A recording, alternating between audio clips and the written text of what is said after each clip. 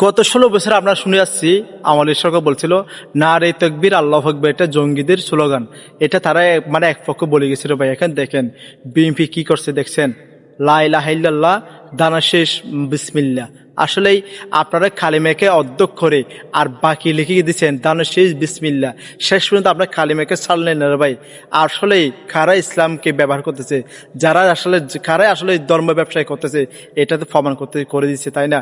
আপনারা তো ধর্মকে ব্যবসা পরিণতি করতেছেন। নির্বাচন আসলে এরকম স্লোগান আপনারা তো দেন। এই যে ফমান আমরা এটাকে মিথ্যা কথা রে ভাই। ডাইরেক্ট ফমানটা আমি দিয়ে দিলাম রে ভাই। এটা কি রে ভাই, পুরা কালিমাকে অধ্যক্ষ করে লা ইলাহা ইল্লাল্লাহ মুহাম্মাদুর রাসূলুল্লাহ সাল্লাল্লাহু আলাইহি ওয়াসাল্লাম কালিমাটা এই ভাই, লা ইলাহা ইল্লাল্লাহ দানশীর বিসমিল্লাহ। এটাগুলো কি রে ভাই?